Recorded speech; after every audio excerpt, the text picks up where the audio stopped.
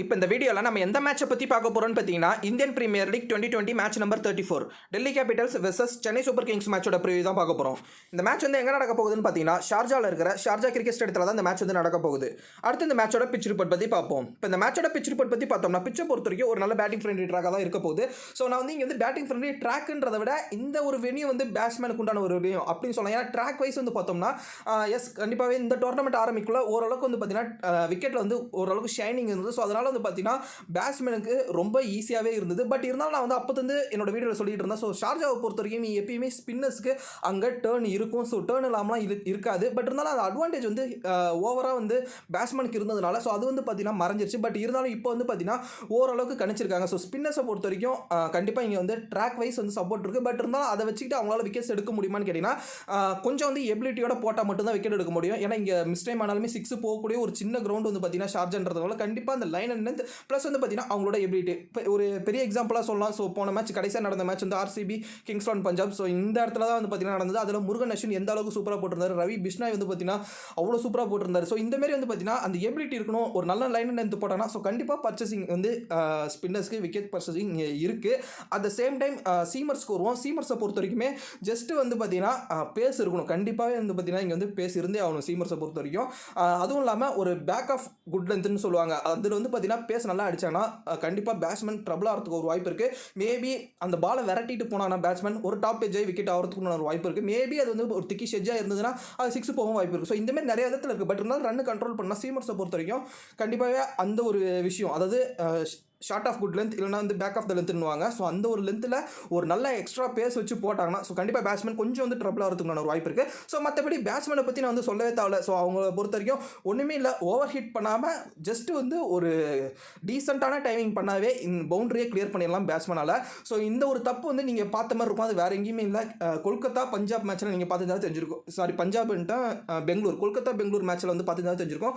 Kolkata batsman எதுக்கு வந்து அந்த ரன் அவங்களால சேஸ் பண்ண முடியலன்னா ஒரே ரீசன், எல்லாருமே வந்து பார்த்தீங்கன்னா ஓவர் ஹிட் பண்ணி அவுட் ஆனாங்க. ஸோ இந்த ட்ராக்கை பொறுத்த வரைக்கும் ஓவர் ஹிட்லாம் பண்ணவே தேவை. ஜஸ்ட் பாலை பார்த்து பெரிய அளவில் கூட டைமிங் தேவை. ஒரு டீசெண்டான ஒரு டைமிங் மிடில் பண்ணாவே வந்து பார்த்தீங்கன்னா ஈஸியாகவே பேட்ஸ்மேனால் வந்து பார்த்தீங்கன்னா அந்த பவுண்டரி ரோப்பை கிளியர் பண்ண முடியும். ஸோ இதான் வந்து பார்த்தீங்கன்னா இந்த மேட்சோட பிச் ரிப்போர்ட். ஸோ பிச்சை பொறுத்த வரைக்கும் ஒரு நல்ல பேட்டிங் ஃப்ரெண்ட்லி ட்ராக்காக தான் இருக்க போகுது.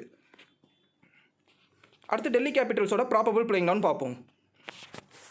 Prithvi Shaw, Shikhar Dhawan, Rahane, Shreyas Iyer, Alex Carey, Marcus Stoinis, Axar Patel, Ashwin, Rabada, Nortje, Tushar Deshpande. So வந்து டெல்லி கேபிட்டல்ஸை பொறுத்த வரைக்கும் ஒரு சில குழப்பங்கள் கண்டிப்பாகவே இருக்க தான் போகுது. அது என்னன்னு கேட்டிங்கன்னா குழப்பன்றதை விட ஃபஸ்ட் ஆஃப் ஆல் வந்து பார்த்தீங்கன்னா ரிஷப் பண்டை பற்றி பார்த்துருவோம். ஸோ ரிஷப் பண்ட் ஆக்சுவலாக போன மேட்ச்சை விளையாடல. அவருக்கு வந்து அந்த இன்ஜுரி காரணமாக அவரால் விளையாடவும் முடியல. அட் த சேம் டைம் போன மேட்ச் வந்து ஸ்ரேயஸ் ஐயருக்கு ஒரு ஷோல்டரில் ஒரு இன்ஜுரி.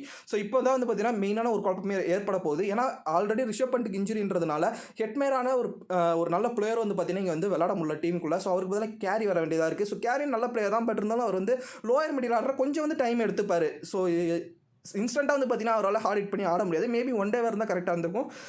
ஒரு அபோவ் ஆர்டர் ஆட வைக்கலான்னு பார்த்தா ஸோ அங்கே வந்து வாய்ப்பே கிடையாது அலெக்ஸ் கேரியை பொறுத்த வரைக்கும். ஸோ இந்த குழப்பத்துக்கு வருவோம்.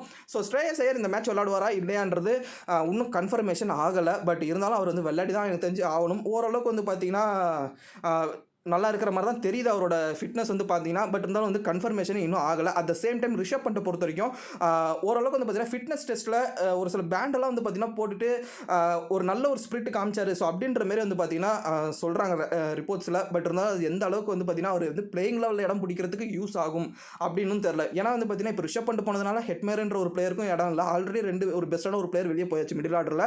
இப்போ ஸ்ரேயஸ் ஐயரும் இல்லை அப்படின்ற பட்சத்தில் ஸோ கண்டிப்பாக டெல்லி ஒரு வீக்கான டீமாக ஆகிறதுக்கான ஒரு வாய்ப்பு இருக்குது பேட்டிங் சைடு இல்லை. ஸோ ஏன்னா பவுலர்ஸை பொறுத்தவரைக்கும் நல்ல பவுலர்ஸ் தான் இருந்தாலும் அந்த கண்டெயின் பண்ணக்கூடிய ரன்ஸ் வந்து பார்த்தீங்கன்னா பேட்ஸ்மேன்ஸ் அடிச்சு கொடுத்தா தான் பவுலர்ஸால் கண்டெயின் பண்ண முடியுமே தவிர பேட்ஸ்மேன் பெரிய அளவில் ரன் ஸ்கோர் பண்ணனா பவுலர்ஸால் என்னதான் நல்ல பவுலராக இருந்தாலும் அதை கண்டெயின் பண்ணுறது ரொம்பவே கஷ்டம். இந்த மாதிரியான பிளேயர்ஸ் வந்து பார்த்தீங்கன்னா இப்போ 3 பிளேயர்ஸ் முக்கியமான பிளேயர்ஸ் டீமுக்குள்ளே இருப்பாங்களா இல்லையா அப்படின்ற ஒரு டவுட் கண்டிப்பாகவே இருக்குது. மேபி அந்த இன்ஜுரியும் தாண்டி ரிஷப் பண்ட் விளையாடுவாரா அப்படின்றதையும் பார்க்கணும். ஃபர்ஸ்ட் ஆஃப் ஆல் வந்து ஸ்ரேயஸ் ஐயர் விளையாடுவாரா அப்படின்றதும் பார்க்கணும். ஸோ 2 பேருமே இன்னும் கன்ஃபார்ம் ஆகவே இல்லை இப்போ நியூஸ் வரைக்குமே. மேபி அப்படி ஏதாவது கன்ஃபார்ம் ஆகிட்டாங்க அப்படின்னா கண்டிப்பாக கமெண்ட்ஸில் வந்து பின் பண்ணுறேன். ஸோ அதில் பார்த்து நீங்கள் வந்து தெரிஞ்சுக்கலாம். மேபி ரிஷப் பண்ணிட்டு ஸ்ரேயஸ் ஐயர் விளாட்றதா இருந்தால் எஸ் மறுபடியும் வந்து பழைய டெல்லியோட பிளேயிங் லெவல், அதாவது வந்து பார்த்தீங்கன்னா ரஹானே இருக்க மாட்டார், at the same time Alex Carey இருக்க மாட்டார், ஹெட்மேர் உள்ள வந்துடுவார், ரிஷப் பண்ணிட்டு வந்து உள்ள வந்து விக்கெட் கீப்பிங் பண்ணுவார், ஸ்ரேயஸ் ஐயரை பொறுத்த வரைக்கும் ஒன் டவுன் ஆடுவார். இந்தமாதிரி வந்து பார்த்தீங்கன்னா பழைய ஒரு பிளேயிங் லெவல் அந்த ஒரு இதில் போய்டும். அப்படி இல்லைனா கொஞ்சம் வந்து குழப்பம் ஏற்பட தான் செய்யும். ஸோ டெல்லி கேபிட்டல்ஸை பொறுத்த வரைக்கும் இந்த ஒரு சின்ன குழப்பம் கண்டிப்பாகவே இருக்குது அப்படின்ற மாதிரி தான் சொல்லணும். அடுத்து சென்னை சூப்பர் கிங்ஸோட ப்ராபபிள் பிளேயிங் லெவன் பார்ப்போம். Faf du Plessis, Sam Curran, Shane Watson, Ambati Rayudu, MS Dhoni, Ravindra Jadeja, Dwayne Bravo, Shardul Thakur, Piyush Chawla, Karn Sharma, Deepak Chahar. So இதான் வந்து பார்த்தீங்கன்னா சென்னை சூப்பர் கிங்ஸோட ப்ராபபிள் பிளேயிங் லெவன்.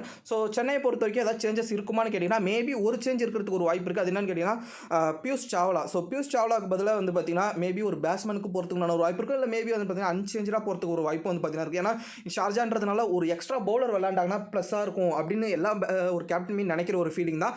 பட் ஆனால் இங்கே எக்ஸ்ட்ரா பவுலர் ஒரு ஸ்பின்னராக இருக்கார் அப்படின்ற பட்சத்தில் ஒரு சின்ன டவுட் வரதான் செய்யும். ஸோ அவரை விளாட வைக்கலாமா, இல்லை வந்து பார்த்தீங்கன்னா ஒரு ஜெகதீசன் ஸோ அந்த மாதிரியான ஒரு பேட்ஸ்மேனுக்கு வந்து பார்த்தீங்கன்னா போகலாமா அப்படின்ற ஒரு தாட் வந்து மேபி இருக்கலாம். ஏன்னா எக்ஸ்ட்ரா பவுலர்னா ஒரு பேசர்னா ஓகே, பட் வந்து இங்கே ஸ்பின்னர்ஸ்க்கு ஆக்சுவலாக நல்ல சப்போர்ட் இருக்கும். பட் வந்து பியூஷ் சாவ்லா ஒரு பெரிய அளவில் ஃபார்ம்லையும் இல்லை, அட் த சேம் டைம் நிறையா சிக்ஸ் கொடுக்கக்கூடிய ஒரு பிளேயர். ஆல்ரெடி வந்து பார்த்தீங்கன்னா இந்த ட்ராக்ல நிறைய சிக்ஸஸ் வந்து கன்சிட் பண்ணார் பியூஷ் சாவ்லா பொறுத்த வரைக்கும். ஸோ அதெல்லாம் வந்து யோசிப்பாங்க. அப்படி யோசிச்சு மேபி பியூஷ் சாவ்லா விளாடுவாரா விளாடலையா அப்படின்றது கண்டிப்பாக டாஸ் வரைக்கும் நம்மளுக்கு வெயிட் பண்ணால் தான் தெரியும். அடுத்து ஹெட் டு ஹெட் ஸ்டாட்ஸ் பற்றி பார்ப்போம். டெல்லி கேபிட்டல்ஸை பொறுத்த வரைக்கும் 7 வாட்டியும், சென்னையை பொறுத்த வரைக்கும் 15 வாட்டியும் வின் பண்ணியிருக்காங்க. அடுத்து இந்த கிரவுண்டோட ஸ்டாட்ஸ் பற்றி பார்ப்போம். ஆவரேஜ் ஃபர்ஸ்ட் இன்னிங் ஸ்கோர் வந்து பார்த்தீங்கன்னா 177. அடுத்து சேஃபான கேப்டன் வைஸ் கேப்டன் சாய்ஸஸ் பார்ப்போம். Shreyas Iyer, Shikhar Dhawan, Sam Curran, Shane Watson, Faf du Plessis. அடுத்து ரிஸ்கியான கேப்டன் வைஸ் கேப்டன் சாய்ஸஸ் பார்ப்போம். Rahane, Prithvi Shaw, Ambati Rayudu, Marcus Stoinis. அடுத்து ஹவிசாட் ஆப்பில் வந்து பார்த்தீங்கன்னா நான் வந்து உங்களுக்கு ஒரு டீம் சஜஸ்ட் பண்ணுறேன். விக்கெட் கீப்பர் ஆப்ஷனில் MS தோனி. அடுத்து பேட்ஸ்மேன்ஸ் ஆப்ஷன்ஸில் பார்த்தோம்னா Faf du Plessis, Shreyas Iyer, Shikhar Dhawan, Shane Watson. அடுத்து ஆல்ரவுண்டர்ஸ் ஆப்ஷன்ஸில் பார்த்தோம்னா Marcus Stoinis, Sam Curran, Dwayne Bravo. அடுத்து பவுலர்ஸ் ஆப்ஷன்ஸில் பார்த்தோம்னா Rabada, Nortje, Shardul Thakur. So இந்த டீமுக்கு வந்து பார்த்தீங்கன்னா நான் வந்து ஃபாஃப் டு பிளேசிஸை கேப்டனாகவும் ஷிக்கர் தவானை வைஸ் கேப்டனாகவும் கொடுத்துருக்கிறேன். ஸோ இதான் வந்து பார்த்தீங்கன்னா இந்த மேட்சுக்கு என்னுடைய ஹவிசாட்டோட dream team. So dream level மாதிரி ஹவிசாட் ஆப்மே ஒரு ஃபெமிலியரான தான், கிட்டத்தட்ட 7 மில்லியன் யூசர்ஸை தாண்டி இந்த ஆப்பை வந்து யூஸ் பண்ணிக்கிட்டு இருக்காங்க.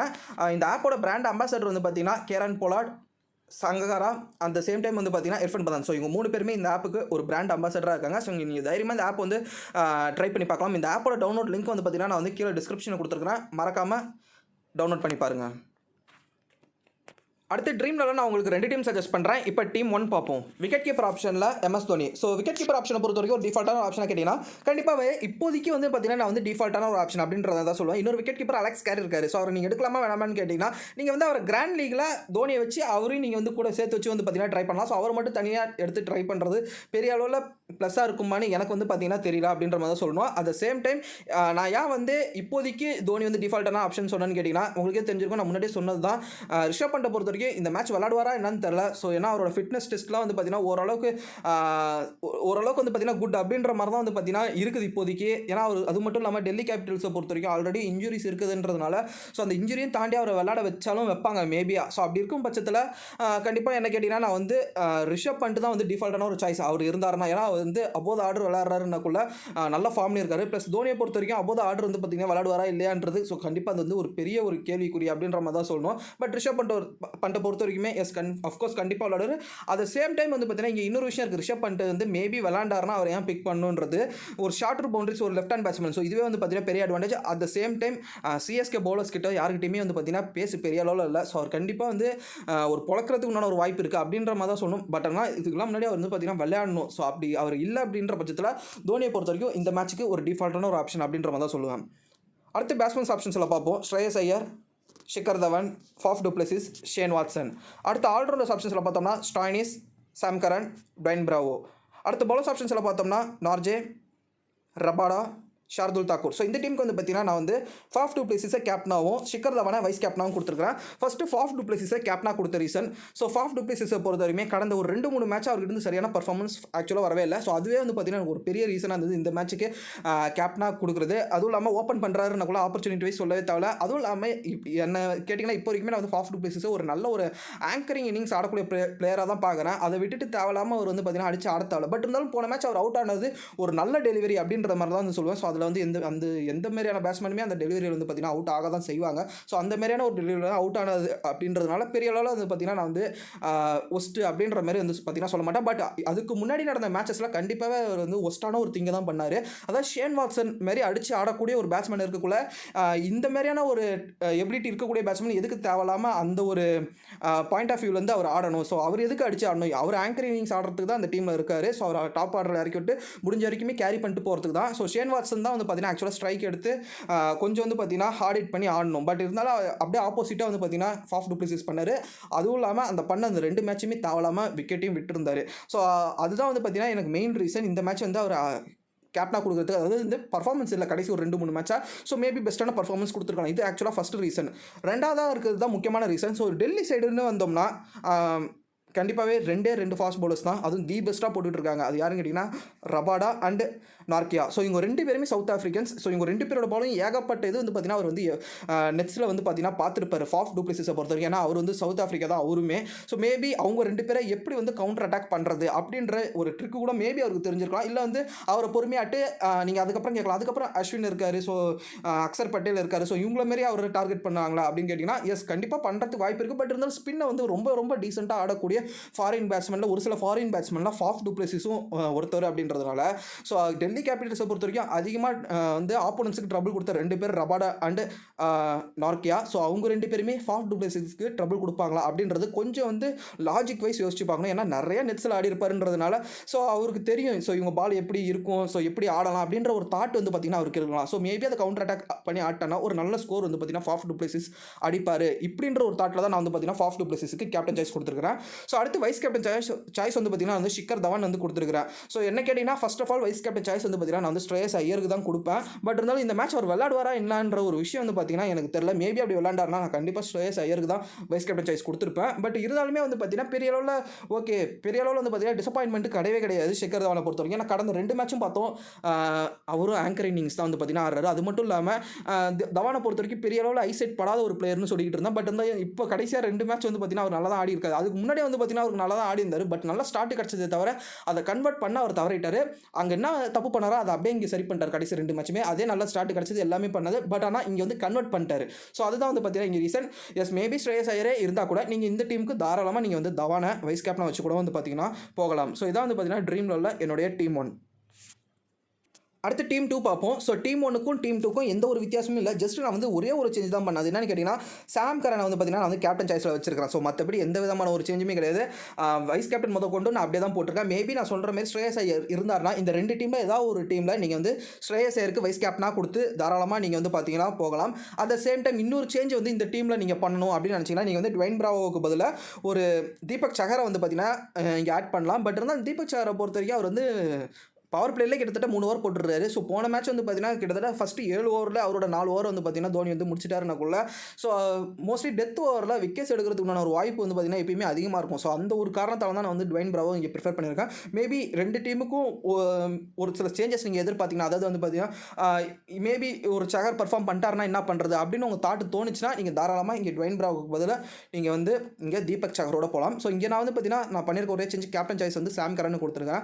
எஸ் ஏன் நான் சாம் கரன் கொடுத்துருக்கா அவர் வந்து ஓப்பன் பண்ணுற இனிஷியலாக அதுவும் இல்லாமல் ஹார்ட் பண்ணி ஆடுறாரு. மேபி ஒரு 30 ரன்ஸ் அடித்தா கூட பவுலிங்கை பொறுத்த வரைக்கும் விக்கெட்ஸில் ஒரு 1 or 2 விக்கெட்ஸ் அவரால் எடுத்து கொடுக்க முடியும். அது மட்டும் இல்லாமல் இந்த ட்ராக்கில் வந்து பார்த்தீங்கன்னா அவர் வந்து நல்ல டீசெண்டான ஒரு கேமிங் டிஸ்பிளே தான் வந்து பார்த்தீங்கன்னா இதுக்கு முன்னாடி ராஜஸ்தான் மேட்ச்சில் கொடுத்துருந்தாரு. எல்லாருமே ரன்ஸுக்கு போகல ஓரளவுக்கு நல்ல ஒரு எக்கனாமியில் போட்டுக்கிட்டு இருந்த ஒரு பவுலர் வந்து பார்த்தீங்கன்னா Sam Curran. At the same time வந்து பார்த்தீங்கன்னா இவருமே ஒரு ஹார்ட் ஹிட்டர் தான்.